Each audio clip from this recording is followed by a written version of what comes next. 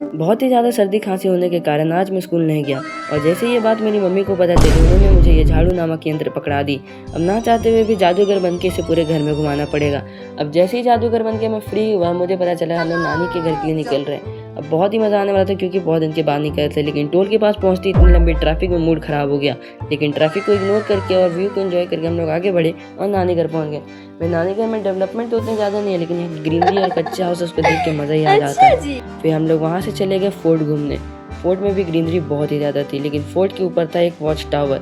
वहाँ चढ़ने की चुल मच गई और वहाँ चढ़ ही रहे थे, बीच में बारिश आ गई और पत्थर बहुत ज़्यादा स्लिप हो रहे थे।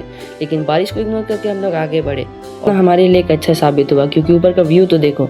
लेकिन जैसे ही ऊपर हम लोग चढ़े उस फोर्ट के पास पहुँचे और वहाँ पे बहुत तेज़ बारिश आने लग गई और हम सब ऊपर बारिश में ही फंस गए। अब जैसी थोड़ी बारिश कम हुई हम लोग निकलने की कोशिश ही कर रहे थे और रास्ते पे ही बारिश आ गया। अब ना कोई बचने का कुछ उपाय ही नहीं था। अब हम लोग वैसे ही भीगते भीगते नीचे आए। बहुत ही ज़्यादा डेंजरस रास्ता क्योंकि पत्थर बहुत ज़्यादा स्लिप हो रहे थे, लेकिन कुछ केयर ना करते हम लोग भागते हुए नीचे पहुंच गए।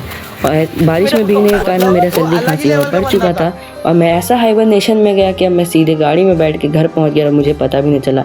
तो आज के लिए बस इतना ही। Thank you so much for watching. Bye bye.